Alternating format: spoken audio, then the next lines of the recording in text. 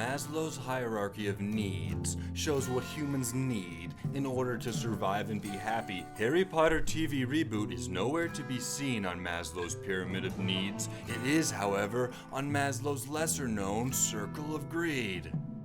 I'll put it this way. Imagine you have a beloved dog you raised for 10 years, then it dies, and immediately your wife buys a new one. Do you divorce wife? Yes or no? Correct. But replace that dog with Harry Potter and suddenly nobody has a problem bringing in a new puppy before the old dog's body even got cold. We need to fix it fast. He fixed it. Fixed what? He fixed it. Fixed what? He fixed it. Fixed what? I fixed Harry Potter. If you live under a rock, I'm here to tell you that HBO is making a reboot TV series of Harry Potter, colloquially known as HPTV Reboot, and it will premiere in 2026. I am really angry about it. My official stance is that they should have waited at least 20 years after Deathly Hallows Part 2 to avoid diluting the legacy of Harry Potter. What about us? Shouldn't we get to experience the story told for our generation? No, you don't. You shouldn't get to experience it. Just watch the movies, you dirty-nosed kid. You've got dirt on your nose, by the way. Yeah, Did you know? I think it's only fair that we should also get to experience the story. Here, borrow my Blu-ray box set. We don't need a TV show. Ugh. You know what, just keep it.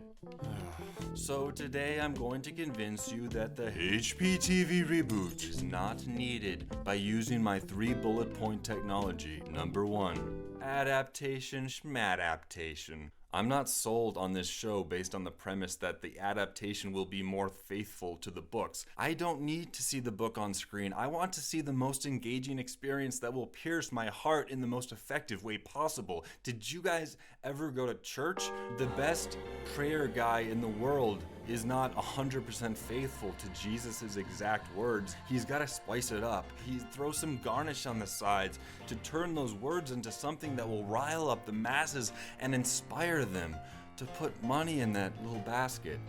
You know, maybe you disliked how the movies adapted the books, but they were massively successful and pretty widely beloved. Despite any changes or flaws the movies made, I think they are great adaptations of the books. How dare you stand where he stood?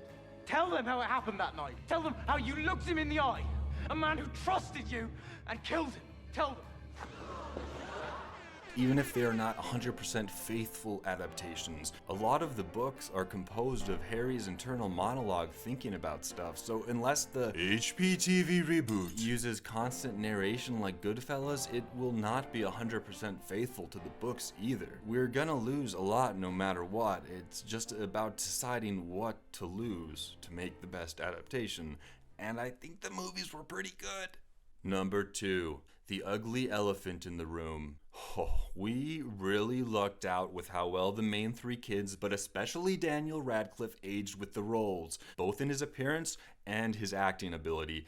The aging of child faces is a very delicate and unpredictable thing that no amount of planning can fully account for. No amount of face prediction technology can fully predict if a cute kid will age into an ugly adult. I speak from experience. It's very possible that they will get 4 seasons in and then realize they're stuck with one ugly elephant. I speak from experience. Number 3, the slipperiest of slopes. Look at Star Wars branching out into endless new shades of mediocrity. Now, it's important to remember that HBO and Disney are very different. Disney is known for pumping out slop, while HBO makes the best TV shows in the entire world. You know, Disney actually wanted to buy the Harry Potter movie rights, but thank God J.K. Rowling was very picky about how her story was used. But is she still so picky? How invested is 2024 J.K. Rowling in ensuring the quality of this HPTV Reboot when her relationship to the public is drastically more contentious than it was 20 years ago? Is Rowling still that picky about handing her story away? Or after writing 2 prequel movies that everyone rubbed their butts on, is she pulling a George Lucas and saying screw it and handing the reins to a lustful corporation that salivates over the prospect of owning more fertile land out of which they can pump oil until it's dead and devoid of any worth. Again, HBO is different, but that slope is still slippery. It might be a little bit less steep. Those are my 3 points. Now I just want you to look at these guys. Look at them.